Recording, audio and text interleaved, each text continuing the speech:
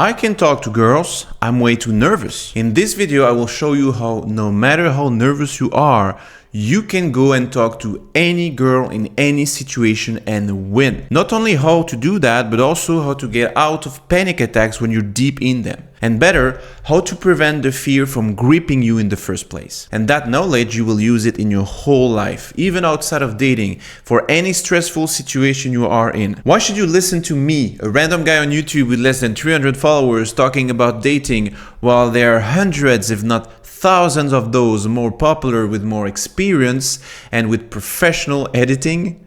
You probably shouldn't. I'm sure there's plenty of people with the same topic actually who are gonna entertain you better. But if you're still watching this, I guess you just like me. Thank you. I like you too.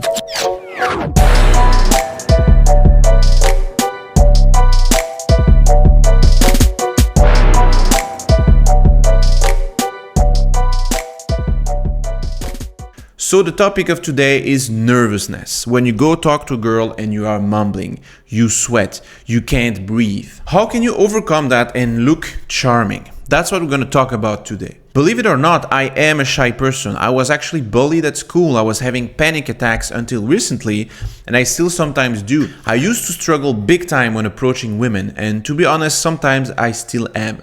But that doesn't mean I'm not able to speak in public if I have to, or approach a girl that I find out of my league most of the time. So how do I do it?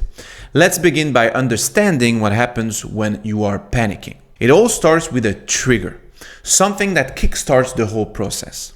A pretty girl you have to talk to, a teacher announcing that you have to speak in front of the class, your boss asking you for your opinion in front of an audience, etc. For some reason, you hate it. You hate that people watch you. That's probably because in your childhood, when people were paying attention to you, it was not to applaud or admire, but to bully or shame.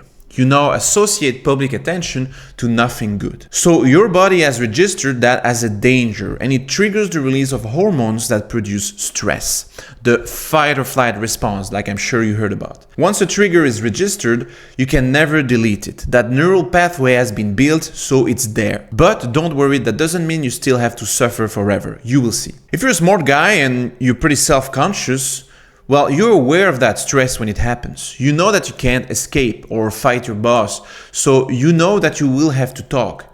This is where you will amplify your stress. Of course, you're being afraid, so that's a loop.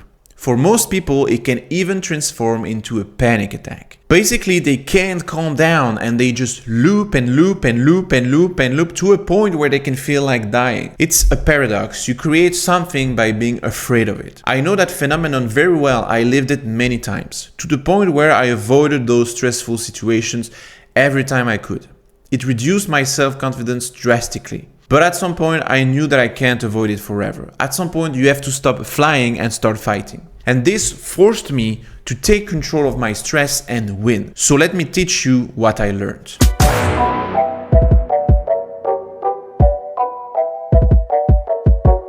First, and it's bad news, you have to live your worst nightmare. You have to try and speak to that girl with that paralyzing fear. You have to force yourself to stay and not run away. Why? Because you need to realize that the worst that can happen is not the end of the world. And that you maybe will not be so ridiculous that you might think. Even better, maybe they won't even realize that you are in full stress mode.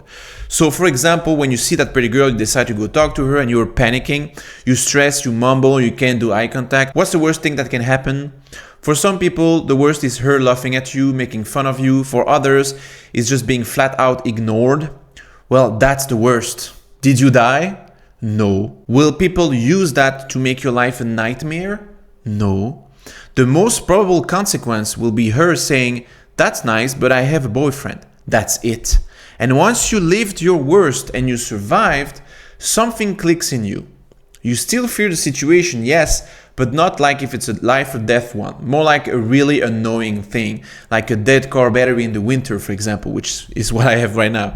It's really annoying, but hey, if it happens, it happens. This helps getting you less fearful of the consequences of stress and opens the door in your mind that next time you can do a little better. which is impossible if you don't even try and talk at all. Now, once you have lived that, it still would be better not to panic, right? So that you can be witty, have nice eye contact, and be less likely rejected.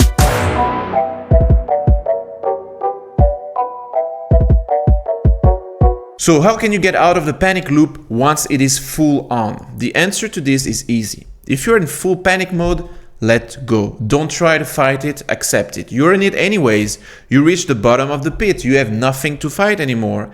And so that should create a sensation of release, relief, of acceptance. Why? Because the loop is not fed anymore. You don't worry anymore. So the stress hormones stop being produced. 2 words for that: memento mori. Remember that you will die. This is Latin. This girl will die. You will die. Everything will. At that time, you won't care about that awkward moment, but you will be grateful if you got better thanks to it. Example with the girl, you know you will look super nervous, but you accept it. You accept that you will be rejected.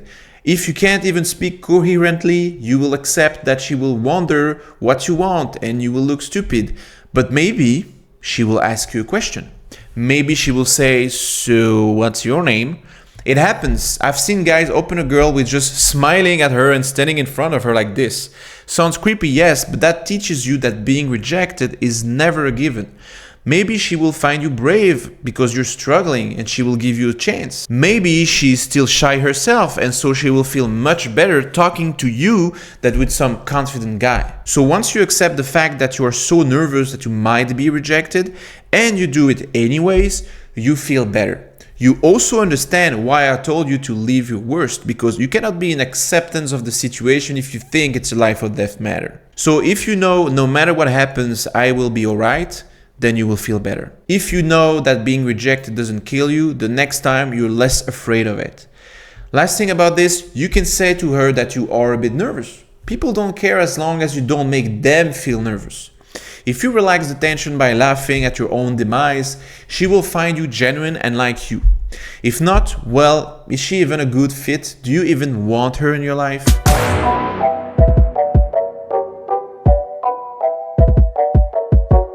Now, what if you're not fully panicking yet? What if you are in stress, a bit nervous, still able to speak and think rather clearly, but you sense that you're getting more and more nervous? Here is where it's interesting. What causes the loop is thinking about the loop. And you know, if I ask you to not think about a pink elephant, you're not thinking about the pink elephant. That's just how it works. Thinking I will look nervous makes you more nervous. The only way to not think about that is to force yourself to focus on something else. And because you don't have the brain power of a NASA computer, you don't need anything more complex than simple math. My personal favorite: 72 plus 72 plus 72 plus 72 plus 72 forever. It's complex enough to make me stabilize my stress level, but not too much so I can do it even when I'm really stressed.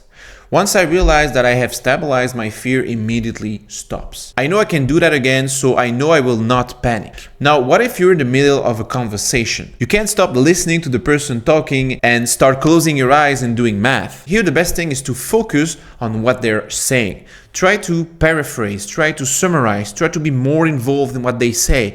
Try to guess what will be the following statement that they will logically make. Try to be ahead of them. And if they bore you, go back to calculating in your head. You're not going to miss any important information anyways. In case of a dating context, try also to take the situation less seriously. Tease her, generate laughter. This will help a lot with nervousness. That's how I do it. Those we call incompatible behaviors. It's something that is not compatible with panicking. You can't panic if you do that. You can't be very nervous while you're focusing on math. Try it, you'll see. And this is how you deal with the loop of stress. Now, the best thing you can do is being a step ahead of your fear. Do not wait for it to start gripping you. As soon as you see a trigger, you start an incompatible behavior. As soon as you see a pretty girl, start talking to yourself, for example. Start whistling. Do something that prevents any stress from starting. Or I should say, from fogging your brain, because as I said, it will always trigger you a minimum. Once you can do that, you have definitely tamed your fear.